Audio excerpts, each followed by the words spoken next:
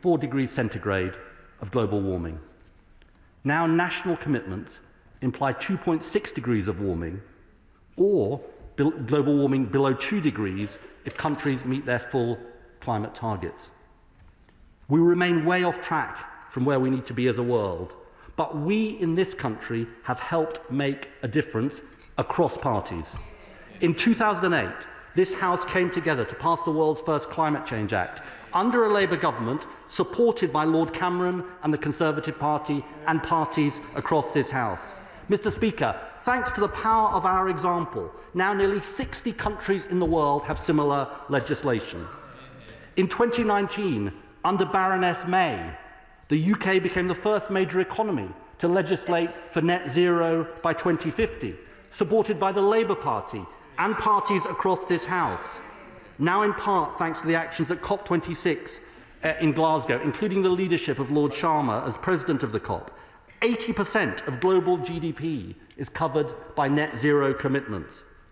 In 2021, England became the first country to introduce a legal duty to halt species decline by 2030, led by Boris Johnson and supported by parties across this House.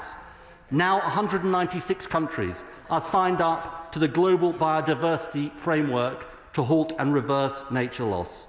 Mr. Speaker, the lesson is clear. The choices we make as a country have influenced the course of global action, and in doing so reduce the impact of the climate and nature crisis on future generations in Britain. To those who say Britain cannot make a difference, I say you are wrong. Stop talking our country down. British leadership matters. We also know that climate and nature action has huge potential upside, and not just for future generations. It has the potential for better lives today in energy security, lower bills, cleaner air, good jobs, better health and well-being, and improved access to nature. So this government believes in sticking to our traditions as a country of climate and nature leadership. Indeed, turning away now, at this moment of all moments, when the threat and opportunity are clearer than ever, would be the greatest dereliction of duty and betrayal of future generations. That is why one of the government's 5 missions is to achieve clean power by 2030 and accelerate to net zero across the economy. That's why at COP29 we announced a 1.5 degree aligned target for 2035 based on legislation passed under the last Conservative government. That's why we're driving forward on our commitments to protect 30% of our land and seas for nature and halt species loss by the end of the decade. UK's history at the spending review, which will drive jobs across the country. And because the actions we need are not just about government, we are also determined to help communities take climate and nature action in their own areas, from driving the expansion of local and community-owned clean energy projects through Great British Energy to supporting mayors and local government to accelerate action. And at COP30 and beyond, we're determined to once again use the power of our example to work with others to uphold the objectives of the Paris Agreement, including with ambitious climate targets, action to accelerate the clean energy revolution, and protection of nature and forests. But, Mr. Speaker, as I've said, action on emissions is not enough on its own. We must also protect the British people from the impacts we already see and, sadly, the greater impacts we are likely to see in the future. This work, led by my right friend, the Environment Secretary, requires action across society, from homes and buildings to critical infrastructure to our natural environment. We are now delivering Britain's largest ever flood defence programme, investing £7.9 billion over the next decade in flood barriers and nature-based solutions like wetland restoration. This comes alongside pioneering local nature recovery strategies with measures like tree planting and peat restoration that deliver adaptation and nature recovery together. And in my department, as we drive forward on our plan to upgrade millions of homes, we've consulted on expanding the boiler upgrade scheme to include air-to-air heat pumps, which can offer cooling as well as heating. But, Mr. Speaker, I need to be candid with the House. We know this is just the beginning of the reckoning we need about how our country needs to adapt across all parts of society in the years to come. And this government is determined to put climate resilience at the heart of our decision-making. Mr. Speaker, let me close by saying that we've been at our best in this House when we've worked across parties on these issues. I want to thank the honourable member for South Cotswolds for introducing the Climate and Nature Bill, my honourable friends and members for Sheffield Hallam and Leeds Central, and Headingley for our discussions earlier this year and the run-up to that bill, as well as the other co-sponsors who highlighted the need for today's statement. And let me take this opportunity to pay tribute to current and former members across the House for their tireless advocacy on climate and nature. And Mr. Speaker, I'll end by saying this. The safety of our citizens, our natural world, the country we pass on, is not a Labour cause or a Conservative cause or that of any other party. It is a British cause. It is a cause of us all, and a cause that requires all of us to consider our responsibilities to the generations of today and the generations to come. And I commend this statement to the House. Secretary of State Andrew Barr. Thank you very much, Mr. Speaker. It is a rare pleasure to see the Secretary of State in his place at the dispatch box today, having turned down the opportunity to defend his Clean Power 2030 plan or the NISA report earlier this year. Maybe that's why we're getting a slightly longer than usual statement today, making up for missed opportunities. But, Mr. Speaker, we do welcome this report today, and it does make for interesting reading. I think we can all attest to the fact that in Britain today it is warmer than before. We all agree that the challenge of the changing climate is vast, one of many challenges facing the United Kingdom today. But I must tell the House, tell the right honourable gentleman, that ridiculous statements like that made this morning by the Environment Secretary labelling opponents of net zero as unpatriotic is frankly as offensive as it is risible and does nothing to advance the cause. I must also add mine and many others' growing sense of unease at the language emanating from those around the Net Zero Secretary, accusing anyone who dares question the policies or plans being worked on by his department as being deniers or being supportive of an end to our British way of life. We need to bring back a sense of rationality, of proportion to this debate, because out there, language like this is alienating more and more people from the important cause of ensuring that the planet we pass on to our children and theirs is in a better state than the one we inherited at the minute. Mr. Speaker, the Secretary of State calls this radical truth-telling, but I'm afraid he's not being honest with the British people about the impact of their plans on the climate, on bills, on jobs, and on the sacrifices that it demands. The Leader of the Opposition has been very clear. Chasing net zero by 2050 is unachievable without making the country worse off. That is the truth. Mr. Speaker, global warming is a global issue which we cannot face alone. The global climate challenge will not be solved by the UK alone, and it cannot be solved on the backs of British workers or British bill payers. Yes. So we need to be careful on what we said. I think the suggestion was the Secretary of State wasn't honest. I think we're all honest members in here. Mr. Speaker, and I apologise if I in any way insinuated the opposite. The United Kingdom accounts for less than 1% of global emissions. That is also the truth. In fact, Mr. Speaker, now I come to think of it, it is rather shameful that the Secretary of State should be using this report from the Met Office's cover, whilst ratcheting up the language, whilst increasing the shrill criticism of all those who question the department and its policies, all to distract from the fact that the plans mean that Britain will be poorer and that no one looking at how we are decarbonised could ever claim that this is a model to follow. We are proud to have been a world leader, but it isn't a race. You don't give way in a statement, but it isn't a race if nobody else is running. If we are leading the way, we need to make sure it is a path others will follow. We must decarbonise in a way that creates energy security and prosperity, rather than forcing industry abroad and impoverishing the British people. Why is that so hard for the party opposite to understand? Now, we see in the Met Office's report that the demand for cooling has approximately doubled, a strong case for introducing more air conditioning into homes, improving comfort and reducing the burden on the health system during heatwaves. So, whilst I welcome his commitment to expand the boiler upgrade scheme to include air-to-air heat pumps, which, as he says, offer cooling as well as heating, can I urge the Secretary of State to speak to the Mayor of London and get the ridiculous restrictions on air conditioning units in new builds in London removed? We must move away from this poverty mindset on reducing energy usage. Paying solar panels to switch off whilst refusing to absorb that excess to demand to cool homes is truly ridiculous. It's time to take the global scale and nature of this challenge seriously. Offshoring manufacturing like ceramics does not solve global warming, but it does make Britain poorer. It does make Brits unemployed. To build this government's 1.5 million new homes, we will be using more bricks than at any time since the Second World War. But thanks to this government, fewer than ever before will actually be made here in Britain. Perhaps on his recent visit to the People's Republic of China, whilst admiring their fast-paced build of new renewable generation and new nuclear low-carbon energy on an unseen scale, he was able to reflect on the factors enabling this. The opening of 2 new coal-fired power stations every week, the cost of industrial energy in China less than a third of our domestic cost. We cannot innovate, manufacture, create growth and prosperity whilst energy costs are killing manufacturing. Mr. Speaker, I'm afraid that this government's plans will drive up the underlying cost of energy to industry, and Britain will be paying the price.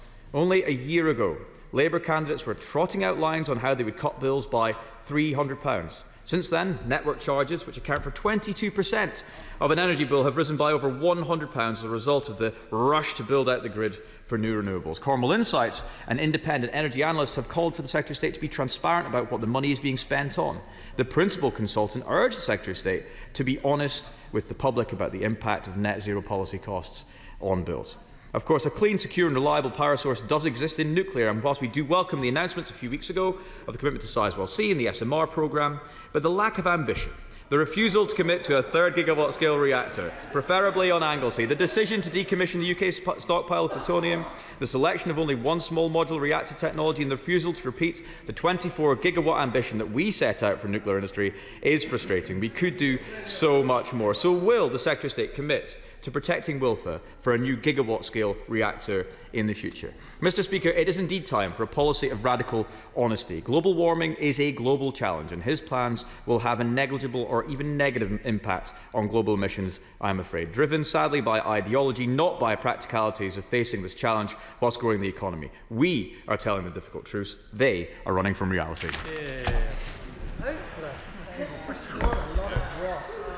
I mean, I'll be honest, Mr. Speaker, I just feel incredibly sad to listen to the honourable gentleman, and not in a good way. I mean, the trouble is, we're in a situation now where the Shadow Secretary of State goes into hiding when there's a statement about the climate crisis, because it's just too embarrassing to try and articulate the government's the opposition's position.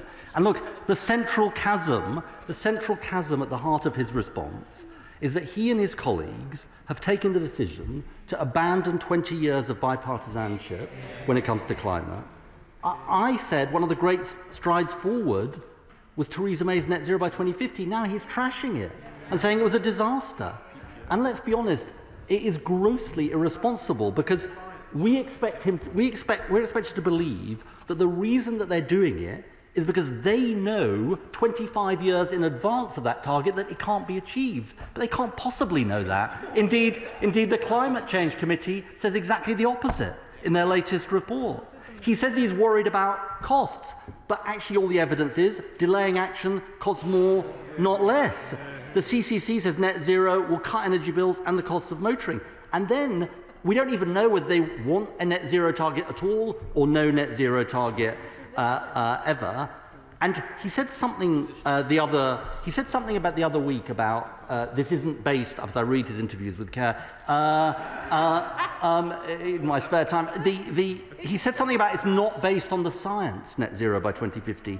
He is absolutely wrong, because this is what the IPCC said, the international body, in model pathways with no or limited overshoot of 1.5 degrees. Global net CO2 emissions declined by about 45% from 2010 levels by 2030, reaching net zero around 2050. The point is, net zero was a target that Theresa May adopted, driven by the science. So what are they? They are anti-science, they are anti-jobs, they are anti-energy security, and they are anti-future generations. And I have to say, I can't put it better than Theresa May, and he should be quiet because he used to work for her. I can't put it better than Theresa May, and this is what she said. Theresa May, she was a former Conservative Prime Minister just 5 years ago. Those of us who advocate accelerating our progress towards net zero emissions are labelled fanatics and zealots. Ironically, the name-calling often emanates from ideologues at the political extremes or from populists who offer only easy answers to complex questions. I couldn't put it better myself, Mr. Speaker. Chair of the Select Committee. Thank you very much. Thank you, Mr. Speaker. Thank you. Look, Select Committees look at the evidence. We follow the evidence. We make recommendations on the evidence. What we've heard from the Secretary of State today is the evidence from the Met Office about the seriousness of the threat, the reality of the nature of the crisis and the fact that this will only grow, the Shadow Minister actually missed something, because he needs to acknowledge the costs of not taking action, not just the costs of action. And the Secretary of State read them out. £200 billion, 8% of GDP if we get 3 degrees of warming, according to the OBR. So, Mr. Speaker, those opposing climate action in this place can see the evidence too. They can see that cheaper driving and home heating are already available to many people, and we should be making them available to as many people as possible. And those opposing climate action also know that switching to low carbon electricity as much as we can and as fast as we can is how we make this country safer, by getting control of our energy generation and supply. So does the Secretary of State agree that the patriotic approach is to work together to cut emissions for financial, for security, for nature and for climate reasons? I think my honourable friend puts it very well, Mr. Speaker. And look, I think one of the things that I have experienced over the last 20 years is that we haven't had a culture war on climate, because the Conservative Party and the Labour Party in particular chose to say this really matters. And I think my honourable friend puts it so well, which is the Conservative Party has abandoned its belief in climate action, apparently, at precisely the time when, as the CCC shows in Carbon Budget 7, for example, that actually this is the way to reduce costs for people. I make this other point today. I notice there are young people watching the public gallery and elsewhere. And what message do we send to them by saying, look, we just can't act on this? I mean, it is such a betrayal of future generations who have genuine anxiety about what world they're going to inherit from us. Ross Savage, Liberal Democrat spokesperson. Thank you, Mr. Speaker. I'd like to thank the Secretary of State, or indeed both Secretaries of State, for today's momentous statement, which I trust will be the first of many annual climate and nature statements. I also thank them for recognising the role of Zero Hour and the campaigners behind the Climate and Nature Bill, the private members' bill I'm proud to have brought to this House with cross-party support. I warmly welcome the move towards more joined-up thinking between DESNES and DEFRA, and also applaud the willingness of the government to work across the House, even if that willingness is not always reciprocated. However, this statement has missed a trick. The Secretary of State promised collaboration with campaigners, NGOs and communities. In reality, engagement so far has been very limited. If stakeholders had been involved, he might have acknowledged calls from the wildlife trusts and the RSPB to remove the threat to nature protection in the Planning and Infrastructure Bill, or the nature-friendly farming network's concern over the suspension of the sustainable farming incentive. He also told the Environmental Audit Committee that this would be a public participation issue, yet there was no consultation with the Climate and Nature Bill campaigners ahead of this statement. If we want to bring communities with us, we have to include them and listen to them. People across the country are already driving change in their communities, in schools, in farms and businesses to build a better, greener future. The government should be tapping into that great British human energy, to coin a phrase.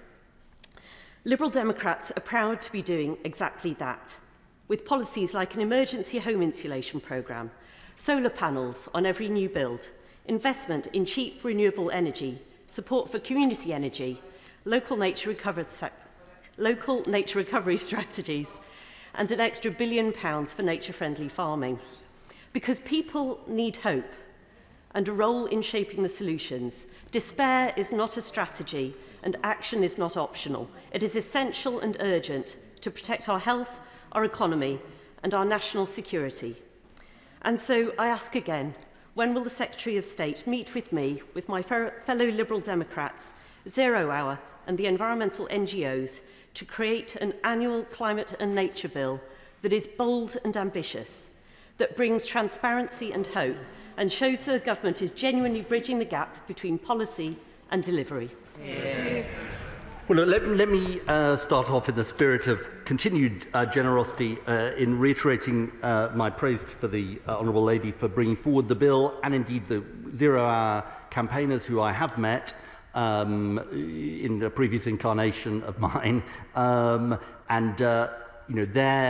their role over a long period in pushing forward the bill has been important. Very happy to meet her and the campaigners, and indeed this is going to be, as she knows, this is going to be a continuing process, as I discussed with her, and happy to take forward those discussions. Let me just address the substantive point she made about climate and nature, because I think it is important. Look, what this government is striving to do is to build the low carbon energy infrastructure we need in a way that is nature positive. And if you look at, for example, the Nature Recovery Fund that we are putting in place, it's absolutely about doing that. Now, look, I know that some people don't agree with that approach, but we're trying to do two things here, which is build the clean energy infrastructure that is required to get us off fossil fuels, which I know she wants to see, and at the same time protect and restore nature, and I'm convinced that we can do that.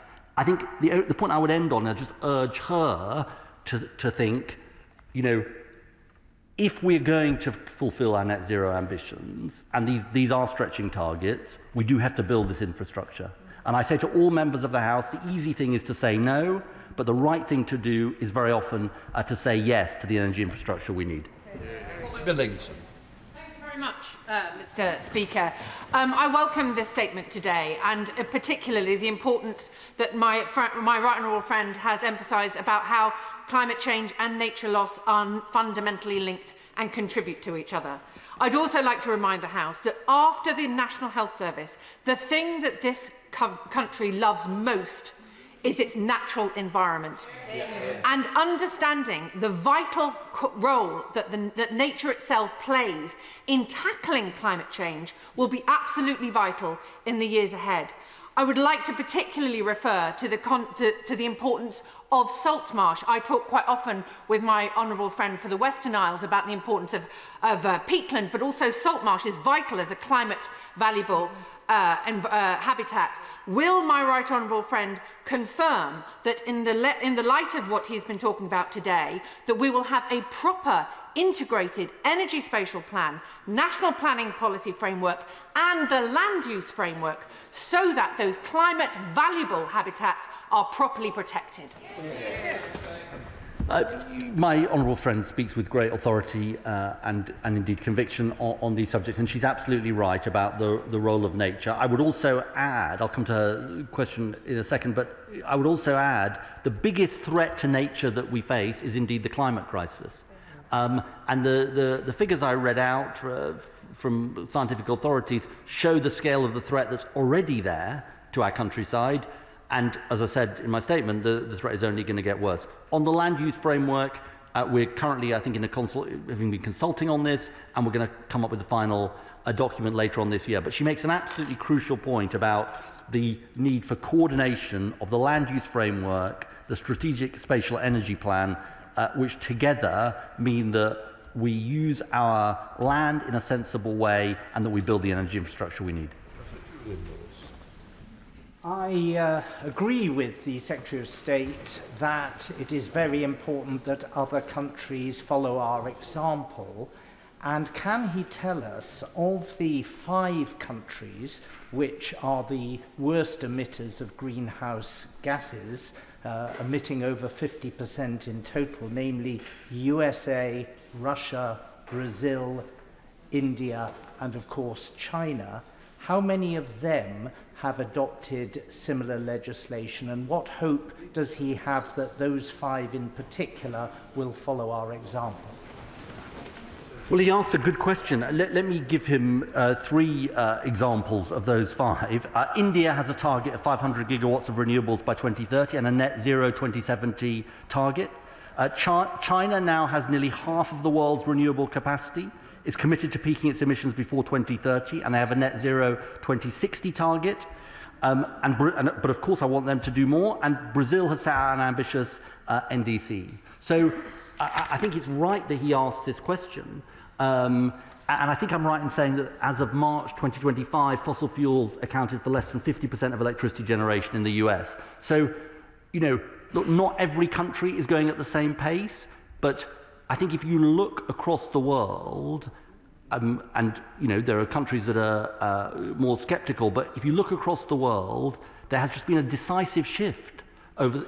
I was Climate Change Secretary in 2008 to 2010. Net zero wasn't even talked about. I mean, there has been a transformation in the extent to which countries are taking this seriously. Can I just say, I really do want to get everybody in, so I need a lot of help from the front bench to speed things up. I'm sure he wants to do that. And a good example would be Toby Perkins, Chair of the Audit Committee. Well, thank you very much indeed, Mr Speaker. I share the Secretary of State's despair that the consensus in these matters appears to be dissipating. Does he agree with me that that is incredibly damaging for investment in this sector? Because what investors really need to see is that whoever is in government, whatever happens in elections, that they have a government that is committed to this agenda. And further to that, does he also agree that it's completely wrong to say that Britain is the only country that's taking this serious? In fact, countries like China are absolutely leading the way in investing in technologies that are needed, and we need to be catching up, making sure everyone knows Britain's open for business in this sector. My honourable friend, who speaks with such expertise on these matters, is 100% right. The biggest enemy of investment is uncertainty. That's why I appeal to all parties to stick to the law that we have legislated for in this country to give that certainty. Seamus Logan.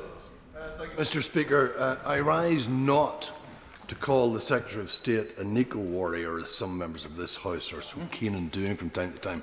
In fact, when he describes the scale of the climate and nature emergency, I agree with him. But the fact of the matter is, and I don't want to spoil the cross-party support here, but the fact of the matter is that when in opposition, the Labour Party promised an investment of £28 billion in the just and green transition. So will he now apologise to the people of Scotland, no, the voters in Scotland, for reneging on that promise? I will say to the people of Scotland is that for years people have talked about the Acorn carbon capture and storage project, and it is happening because of a Labour government. We've got a publicly owned energy company, Great British Energy. We've got our clean industry bonus. This is the government that is actually delivering for the people of Scotland and across the UK. Thank you, Mr Speaker. And can I welcome the Secretary of State's statement, not least because as someone outside this House before I was elected was calling for such a measure under the previous Conservative government. I think it's a really important thing to be doing. Not least because I think it underscores the government's approach to clean energy and wider climate action to tackle and mitigate those many climate impacts that many of us are already seeing. We've just come off the back of 3 heat waves, to lower bills, strengthen our economy, and yes, in a patriotic way, ensure our national security. But does he, like me, I think he echoed in his statement, lament the loss of that cross-party consensus? The Conservative leader says net zero is impossible. The Deputy Leader of Reform says climate science is garbage. One denies urgency, the other denies reality, and both deny the evidence from the Met Office, climate scientists, and indeed the experience of their own constituents. So does he agree with me that when young people and future generations ask who stood in the way of their precious inheritance of cleaner air, local green space, it will be the Conservatives and Reformers? Please, I need you to help me to get colleagues in. All colleagues from both sides want to get in this, otherwise it's not going to happen. Secretary of State. That bit was great, though. My honourable friend is like so right about this, and it's not where the British people are. The British people want action on climate. They don't want a culture war. And, frankly, wherever you live in the country, you want to pass on a livable country to your kids and your grandkids. Thank you, Mr Speaker. Mr Speaker, those of us who advocate for the North Sea oil and gas sector are not climate change deniers, but we are realists who understand that we will need oil and gas for years to come, that replacing our domestic supply with imports has 4 times the carbon intensity, that in a global context China emits in 10 days what we do in a year, and that we will not transition to a cleaner energy if we make ourselves poorer. So while I recognise today's report, does the Secretary of State accept that increasing our relative use of imported gas will only make us more carbon intensive in the future? Got to get our use of imported gas down. And that's why we've got to build the clean energy infrastructure. The point is, this is what the Conservative Party just don't seem to understand. If they go around the country opposing our clean energy infrastructure, it keeps us stuck on fossil fuels for longer, and look where that took us, the worst cost of living crisis in generations. Mr. Speaker, the Secretary of State will know that my constituency, more than most, knows what it means to host clean energy infrastructure. However, the failure of the cross-party consensus is giving rise to quite a lot of concern in my area, because we are facing job losses at LOR Prax. Can the Secretary of State please give some reassurance to those hundreds of workers that are facing a very uncertain time that this is not as a result of a move towards clean energy, but is as a result of mismanagement by the owners of that company? My honourable friend speaks about an important issue, and I am deeply concerned for those workers and their families. And there are serious questions to answer about the running of that company and how it ended up in this state. That's why I wrote on the day that the insolvency happened to the Insolvency Service to ask to look into this matter, because I think those workers have been badly let down by the company. Tim Farron. Mr. Speaker, nobody knows better than farmers the reality of climate change and the importance of tackling it immediately. It is bizarre that their expertise has been ignored by people. We should stand with them. Extreme weather conditions are a threat to animal welfare, to agricultural productivity and to farm business survival. We desperately need a food security strategy. We only produce 55% of the food we eat already in this country. So how will he help our farmers to be resilient against the twin threats of drought and flooding?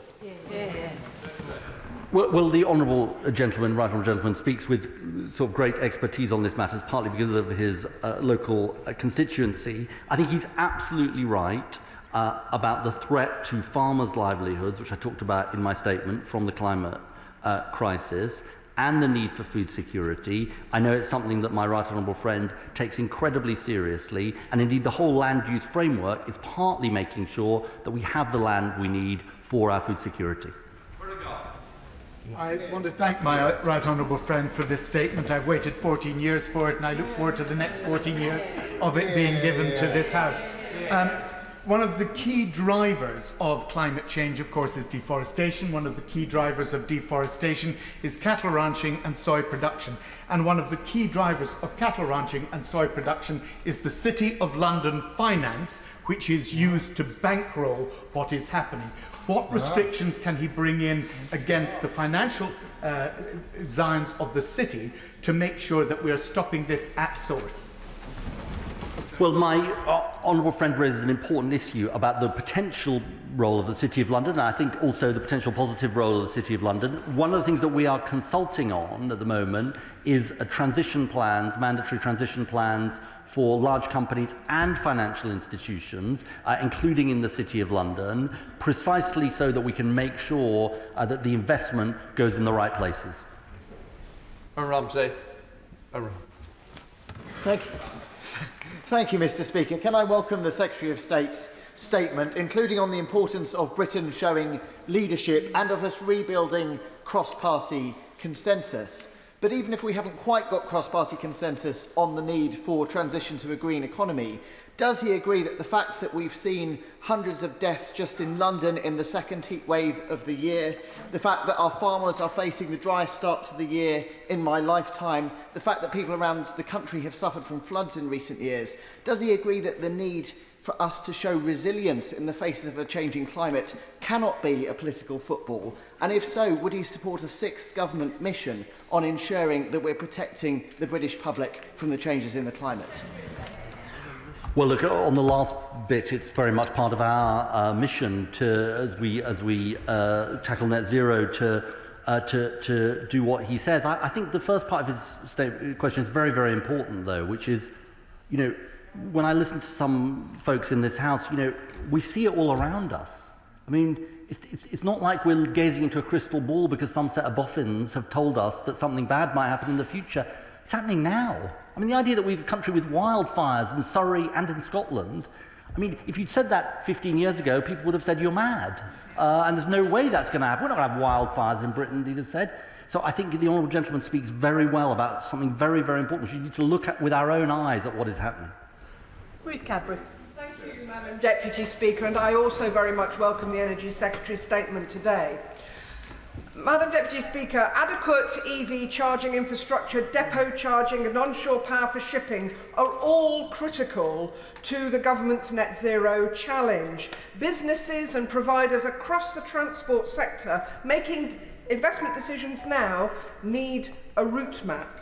So what steps is the Energy Secretary making to prioritise grid connections, and will he commit to reforming the grid queuing system so that projects essential to decarbonise our transport sector are brought forward more quickly? Well, my honourable friend speaks about a very important subject. We are dealing with the zombies, the grid zombies, the zombie queue, and that reordering of the queue is precisely designed to open up the queue to projects like the ones she talked about, and my honourable friend, the Energy Minister, is having a series of roundtables with DFT on precisely this subject. Hester McVeigh. Thank you, Madam Deputy Speaker. The Secretary of State has said that he wants to tell some hard truths. So can he tell the House directly, without spin and waffle, and without dodging answering these questions, how much, in cash terms, would it cost the UK to get to net zero? Who would pay the cost, and how much would the UK getting to net zero reduce global temperatures by? All of these details are set out in the Climate Change Committee report, which she can look for herself at the carbon budget. In carbon budget 7, they are set out, and actually the costs of getting to net zero have been coming down, actually, because when I set the 80% target, that actually the costs of getting there, according to the Climate Change Committee, were actually higher than they are now to get to net zero. But I just make this point gently to her. The costs of inaction are much greater than the costs of action. Henry Tufnell. Deputy Speaker, and can I commend the Secretary of State for his statement? Yeah. And I share his view that we have a responsibility for generations to come, and that my constituents want to be part of that just transition. So can I ask the Secretary of State that he is also committed to that just transition that protects jobs and prevents decarbonisation through deindustrialisation? Well, my honourable friend is absolutely right about this, and we've got to make sure that as we take this journey, we do everything we can to protect existing industries and workers and give them the smooth transition. And the way we do that is by ensuring that we have levers through government to intervene to make that happen, whether that is Great British Energy or the National Wealth Fund or our Clean Industries bonus to create the jobs of the future. If I can give the example of the North Sea, 70,000 jobs have been lost in the North Sea in less than a decade because it's a declining basin. The answer has got to be to create those jobs of the future, and that's what this government is determined to do. Callum Miller. Thank you, Madam Deputy Speaker. The impact of climate change is being felt today in my constituency of Bicester and Woodstock. At Pegtop Farm, they are racing to bring in the harvest after such a dry, hot spring when they expect yields to be less than half what they would normally be. On the 23rd and 24th of September last year, we had extensive surface flooding, which flooded many homes at the time.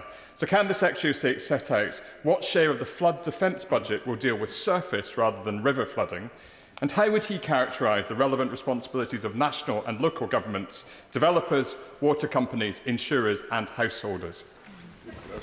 Well, he asked a complex question. I think I might volunteer my right honourable friend to write to him so that I get it right. But it's something I know because he was whispering to me the answer.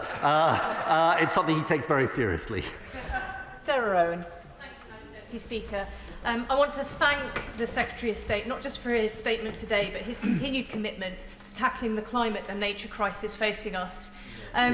He said it was something that we must all tackle together, and there is a huge part of our communities, the faith communities, that want to do exactly that. So while we welcome Great British Energy's rollout of solar panels on hospitals and on schools, could he outline any support for religious buildings that also want to do the same? Hear, hear. So following the successful rollout to schools and hospitals, we've now got a lot of requests to expand this scheme, and I'm very enthusiastic about doing so, and it's something we're looking at. Sir Bernard Jenkins. Thank you, Madam Deputy Speaker. Can I just say to the Secretary of State, I'm as passionate as he is about achieving net zero across the world and about the decline in species in our natural environment. But that can't be the only thing we worry about, because I don't know whether the Secretary of State's had time to read the Fiscal Risks and Sustainability Report produced last week, which shows that achieving net zero will, and I quote, at 21% of GDP is the cost to the public exchequer of that. And we know that there's an argument going on inside the government and inside the Labour Party about this very issue, and it's a question of balancing the risks. Because if the government runs out of money because it's overspending, there won't be any money to spend on reversing climate change. I have read the report, and the bit he didn't mention is it says that if we end up in a 3-degree world, we add 56% of GDP to net debt. That is the cost of inaction. You see, this is the point. Nick Stern did a report, Lord Stern did a report in the 2000s, which said the costs of inaction are greater than the costs of action. And this OBR fiscal risks report sets out very clearly. We lose 8% of our GDP by 2070 if we don't act. And so, of course, there is a cost to acting, and they say there are different scenarios for public investment, private investment, from acting. But the evidence in that report could not be clearer about the costs of inaction, and they're far greater than the costs of action. Joe Morris. Thank you, Madam Deputy Speaker. And I was privileged to host a net zero roundtable in my constituency. Many from a wide variety of political backgrounds who were all appalled to see net zero become a political football and part of an ongoing culture war on the right. So will the Secretary of State join me in recognising the important work of organisations like Comes Off Net Zero, like the North Tyne Climate Action Group, in bringing together widespread support for net zero, putting it into our communities and embedding it across the body politic? Well, my honourable friend is a great champion for Hexham, and it's with great pleasure that I recognise the role of these groups. And he and I have talked on a number of occasions about the importance of climate action to so many of his constituents, and I look forward to working with him on these issues in the months ahead. Tulip Sadiq. Oh, sorry. Last week, 20 of my constituents from Hampstead and Highgate came from the Climate Coalition, Mothers Climate Action Network, Our Grandchildren's Climate, the Hampstead Neighbourhood Forum and the Camden Fixing Factory to see me, and they were very clear that COP30 is a pivotal moment to restore momentum on tackling climate change, but also to tackle the misinformation which is on the rise not just online but in mainstream political parties. So could I ask the Secretary of State, what leadership is the UK showing at COP30 to ensure that we tackle this misinformation? But more importantly, what is he doing to ensure that powerful international partners who may not be on the same page as us when it comes to climate change is coming along with us on this journey, because it's only collective action which is going to solve this very serious crisis? Well, my honourable friend speaks with great expertise on these issues and passion, and she's absolutely right about this. This is about what we do to engage with other countries. We had an environment dialogue with the Chinese minister a couple of weeks ago in London. I engaged with the Chinese, India, Brazil, all of them absolutely key. Brazil obviously is host of COP30. She's right that COP30 is a crucial moment where we show that we are continuing to take action, and that's what we're determined to do. Simon Hall. Thank you, Madam Deputy Speaker. As a sponsor of the Climate and Nature Bill, I welcome the Secretary of State's statement this afternoon. He's right to highlight that it's a national crisis, and many of us across the House are, I think, right to point out that it cannot be ignored and that inaction has too great a cost in doing so. But he will be aware that costs are politicising this issue for many people in this country. There's legislation before the House currently with regards to pensions and where they and how they invest. Can he assure the House that he is talking to Treasury and local government ministers to ensure that the maximum amount from those pension funds, particularly but not exclusively the local government pension fund, can be invested in those green energy projects? It will widen the investment base and therefore hopefully will reduce costs, depoliticising the issue and seeing the greening of our energy generation that we all want to see. Well, look, can I warmly thank the honourable gentleman for his contribution. Can I thank him for his sponsorship of the Climate and Nature Bill? He is the voice of good sense. I hope that isn't the sort of kiss of death. He's the voice of good sense on the Conservative benches. He raised a really, really important issue about pensions and pension investments, and it's one I'll take up. Can I just say I really want to get all members in this afternoon, so can we have shorter questions and answers, please? Jacob Collier. Mr. Speaker, I welcome the Secretary of State's statement and also the fact that my local hospital will have solar panels on it thanks to this Labour government. That's thousands that are going to be saved that can go directly back to frontline services. What more can he do to ensure that public buildings like hospitals and prisons have these solar panels fitted so we can lower costs but also contribute to our climate goals? My honourable friend is completely right about this, and it's a scheme we want to expand. It's been incredibly successful, and it's a no-brainer, using these natural resources of the sun to cut energy bills and release money for frontline services. Lee Anderson. Thank you, Madam Deputy Speaker. The statement from the Energy Secretary sounded like a desperate attempt to save his own job. But he's right. The British people do need protecting. They need protecting from the Energy Secretary, because businesses that I visit every single week say that his madcap ideas are killing growth, killing business and killing jobs. But I'm willing to give him the benefit of the doubt if he can answer one simple question, which he's already refused to answer. By how much will the Earth's temperature be reduced by if the UK became net zero tomorrow? Simple question. And the answer, which he just doesn't want to accept, is this. If he just listens, the answer is this: I believe in British leadership. I believe in Britain's ability to make a difference. And the truth is, when we, as I said in my statement, when we passed the Climate Change Act, 60 countries followed. When we legislated for net zero, many other countries followed. He talks Britain down. I believe in Britain. Stella Creasy. Thank you, Madam Deputy Speaker. Thank God there's somebody in this chamber trying to actually save the planet. But actually, net zero makes good common sense for lots of our constituents when they recognise this is not just about climate security, and those of us who faced floods in our constituency know how expensive those are. It's also about national security and the cost of living. Moving towards sustainable electricity would put both Rosebank and Putin out of business. But the Secretary of State will know, on current plans, bill players will be wasting £8 billion a year switching off wind farms by 2030 if we don't take action. How can we stop this transfer of wealth from citizens to corporations so that we can invest in community energy? Honourable friend is absolutely right about this. We inherited a shocking state of the infrastructure, the failure to build the grid infrastructure. The best thing we can do is accelerate that grid infrastructure. If we can do that, we can reduce those constraint payments, and I look forward to support from all parts of the House for this. Munira Wilson. Much, Madam Deputy Speaker. The Secretary of State rightly says that British leadership matters, and the choices we make as a country will have an impact on future generations. I don't doubt his personal commitment to tackling climate change and delivering net zero.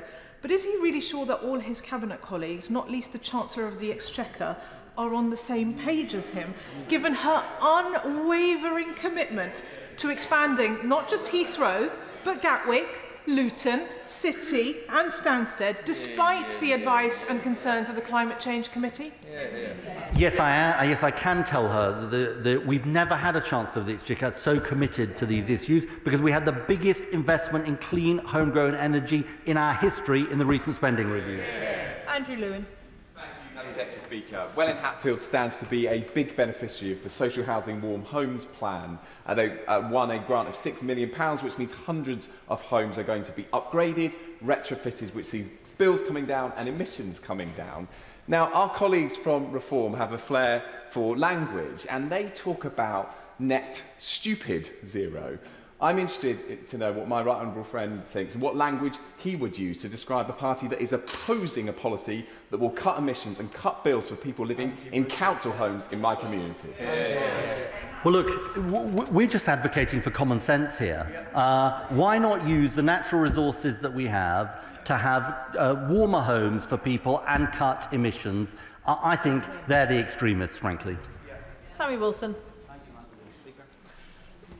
The real driver, of course, behind this statement today is the fact that the the Minister is losing the argument with his colleagues, who are now challenging the impact of his policies on economic growth. He's trying to cover up for the costs, which the OBR revealed last week at £30 billion per year, £800 billion over the period. Businesses are struggling under power bills that are making them bankrupt, and consumers are resisting the net zero demands to fly less, eat less meat and buy cars that they don't want. As a minister, does he not see a connection between the anxiety he talks about with young people and the disgraceful scare tactics he has made today, all to enable him to say that Britain is taking the lead? All I can say to the Minister is this: if Britain's taking the lead since the Paris Agreement, emissions have gone up by 30%, he might be leading, but he doesn't have too many followers. Well said. Well, the honourable gentleman and I have been arguing about these issues for about 20 years, so I think I'm unlikely to persuade him. Normally we have good-natured discussions about this. I have to say to him, the idea that this is scaremongering, I mean, when we see with our own eyes what is happening, as the honourable gentleman sitting in front of him said earlier on in this statement, we see it with our own eyes. And I have to say, what he is doing and what he's advocating for would be a total betrayal, not just actually of future generations, but today's generations.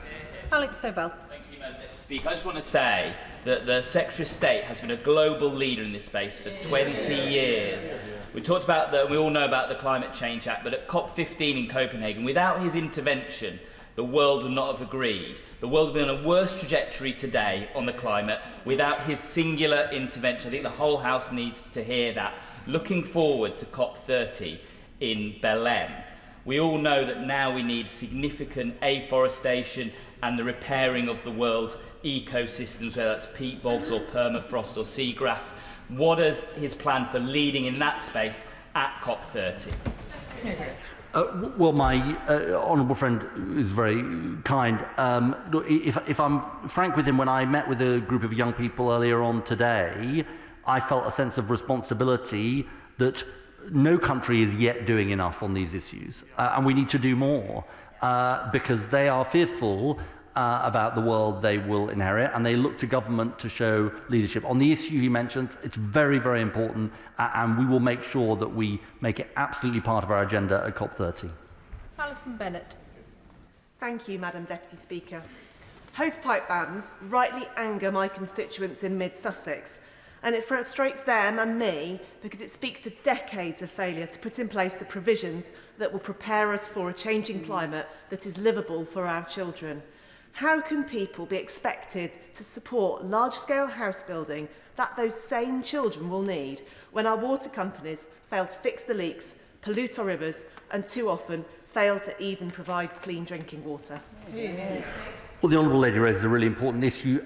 My right honourable friend has commissioned a review of the whole system of regulation of the water companies. It's also the case we haven't built a new reservoir in Britain. I think I'm right in saying for 30 years. We have plans for 9 new reservoirs as part of answering the issue she raises.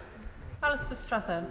Madam Deputy Speaker, I had the real pleasure of visiting York Road Nursery School in my constituency this morning to celebrate with them their securing of Green Flag Eco School status, with distinction, no less. Now, as well as a really quite sobering reminder of my inability to hold the attention of 4-year-olds for very long, it was also quite a powerful reminder of the future generations who will bear the brunt of our failure to take this crisis